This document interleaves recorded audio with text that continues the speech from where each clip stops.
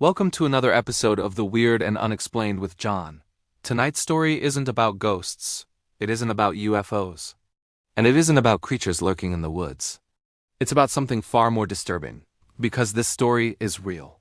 It happened in broad daylight, on an open road, in a place where neighbors waved, travelers shared meals, and a family welcomed strangers into their home.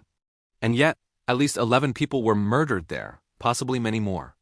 Tonight, we're talking about the Bender family murders, one of the earliest known serial killing cases in American history and one that remains deeply unexplained.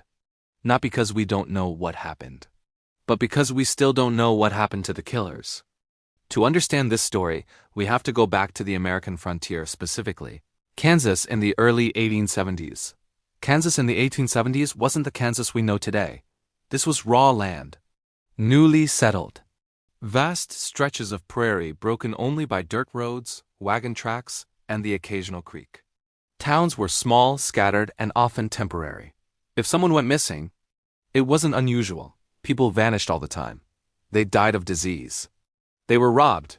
They were killed by accidents. They wandered off and were never found.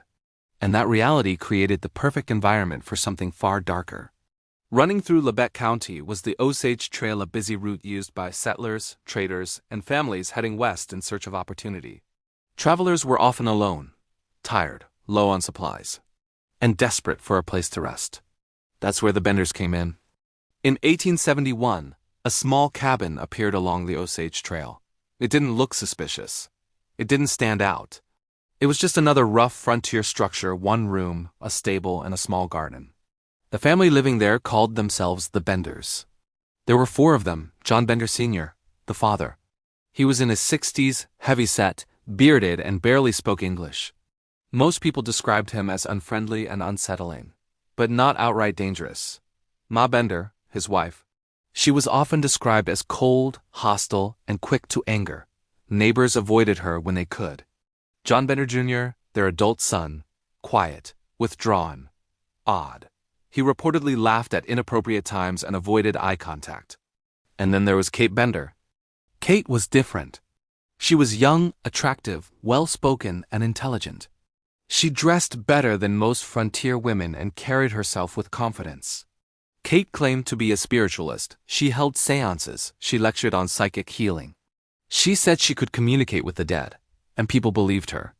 Spiritualism was incredibly popular at the time. The Civil War had ended only a few years earlier, and countless Americans were desperate to connect with lost loved ones. Kate drew crowds, and she drew travelers. The Benders' cabin doubled as a small inn and general store. Travelers were invited inside to eat, rest, and spend the night. Horses were fed, wagons were repaired. It seemed like a blessing on an otherwise dangerous road. Inside the cabin was a simple but deliberate layout. A large room served as the store and dining area. A heavy canvas curtain divided the space. Behind that curtain was the Benders' private living area, or so it seemed. When guests were seated for a meal, they were always placed in one specific chair at the table, with their backs to the curtain. Kate usually sat across from them, talking, asking questions, keeping them engaged. Behind the curtain, someone waited. The murders were efficient, silent, practiced. Once the traveler was distracted, the person behind the curtain would strike. One blow, a hammer, a mallet, something heavy enough to crush the skull. The victim rarely had time to react. Once unconscious or dead, their throat was slit to ensure they couldn't survive. Then their body was dragged to a trapdoor beneath the table. It opened into a shallow cellar. Later, usually at night, the bodies were buried in the nearby orchard. Valuables were taken. Money, horses, wagons. The trail swallowed another missing traveler. And no one noticed.